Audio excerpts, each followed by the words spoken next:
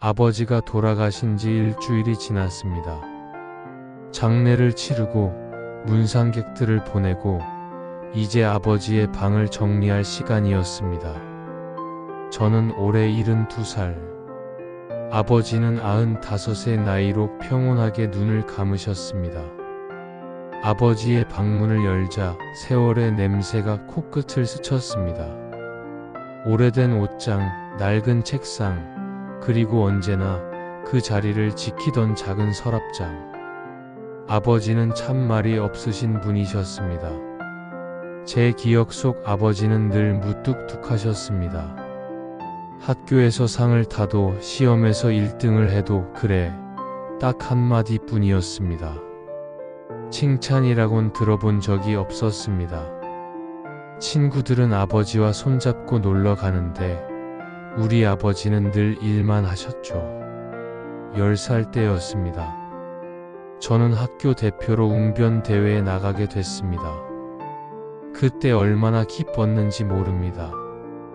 반에서 저 혼자만 선발됐거든요. 집에 달려가 아버지께 말씀드렸습니다. 아버지, 저 대표로 뽑혔어요. 다음 주 토요일이에요. 꼭 오셔야 해요. 아버지께 간절히 말씀드렸습니다.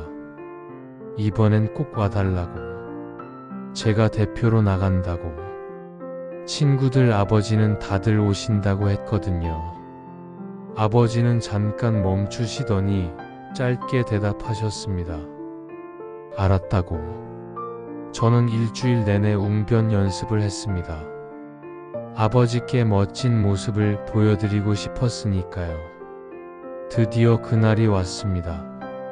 하지만 그날도 아버지는 오시지 않았습니다. 저는 무대 위에서 객석을 몇 번이고 둘러봤지만 아버지의 모습은 없었습니다. 다른 친구들 아버지는 모두 앞자리에 앉아 박수를 쳐주고 있었습니다. 저만 혼자였습니다. 상을 받았지만 전혀 기쁘지 않았습니다. 집에 돌아와 아버지께 상장을 보여드렸습니다. 아버지는 그냥 그래 하고 말씀하셨습니다.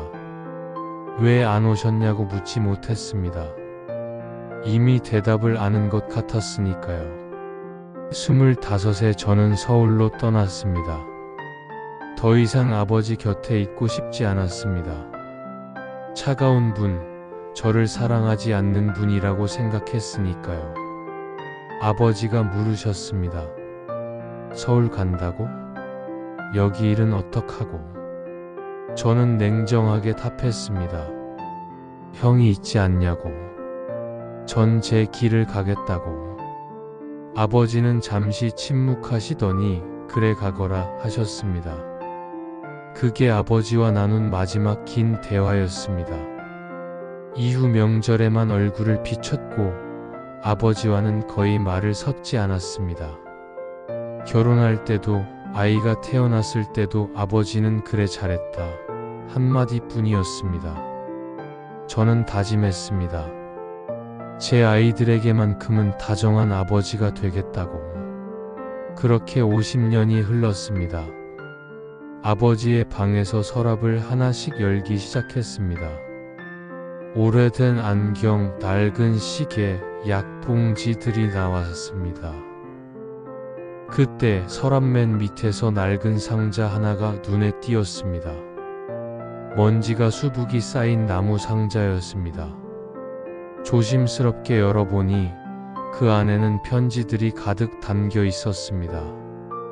노란 봉투들, 어린아이 같은 글씨, 그리고 색이 바랜 사진들.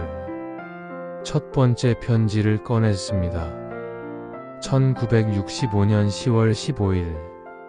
제가 태어난 해였습니다. 편지를 읽기 시작했습니다. 오늘 아들이 태어났다. 아버지 작고 빨간 얼굴로 울음을 터뜨리는 걸 보니 가슴이 벅차올랐다. 아버지 남자가 눈물을 보이면 안 된다고 배웠지만 참을 수가 없었다.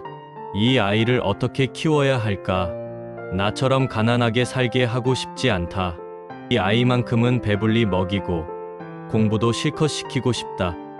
그러려면 내가 더 열심히 일해야 한다. 아들아, 아버지가 너를 지켜줄게. 손이 떨렸습니다. 이게 아버지의 글씨였습니다. 서둘러 다음 편지를 펼쳤습니다. 1975년 제가 10살 때의 편지였습니다. 오늘 아들의 웅변대회가 있었다. 새벽 4시에 일어나 바치를 다 끝내고 허겁지겁 학교로 향했다. 하지만 입구에서 발걸음이 멈췄다. 낡은 작업복 차림의 내가 저 깨끗한 교실에 들어가면 아들이 부끄러워하지 않을까. 다른 아버지들은 모두 양복을 입고 있었다. 나는 운동장 한쪽 나무 뒤에 숨어서 지켜봤다. 아들의 목소리가 또렷하게 들렸다. 우리 아들, 정말 멋있구나. 상을 받는 모습을 보며 나도 모르게 눈물이 났다. 하지만 다가갈 수 없었다. 이렇게 초라한 아버지라서 미안하다. 편지를 쥔 손에서 눈물이 뚝뚝 떨어졌습니다. 종이가 눈물에 젖어 얼룩이 졌습니다. 아버지, 그때 오셨던 거였습니다. 나무 뒤에 숨어서 저를 지켜보고 계셨던 겁니다. 작업복 차림이 부끄러워서 저를 부끄럽게 할까봐 그렇게 멀리서 서서 홀로 눈물을 흘리며 저를 보고 계셨던 겁니다. 저는 그때 아버지가 안 오셨다고 원망했습니다. 집에 와서도 며칠 동안 아버지와 말을 섞지 않았습니다. 아버지는 그 모든 걸 알면서도 아무 말씀 없으셨습니다. 다음 편지는 1988년 제가 서울로 떠나던 해였습니다.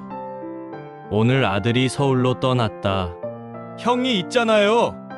라는 말이 가슴에 비수처럼 꽂혔다. 사실은 내가 너를 보내고 싶었다. 형은 공부보다 농사가 맞는 아이고 너는 책을 좋아하는 아이였으니까 너만큼은 흙 묻힌 손이 아닌 깨끗한 손으로 살았으면 했다. 그래서 너의 학비를 위해 몰래 빚을 졌다.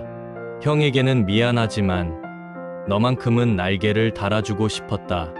차가운 아버지라고 생각하겠지. 하지만 이게 내가 줄 수 있는 최선의 사랑이었단다. 넓은 세상에서 자유롭게 날아라. 그것만이 이 아버지의 소원이다. 저는 그제야 알았습니다. 제 서울 유학비를 아버지가 빚을 내서 마련하셨다는 것을.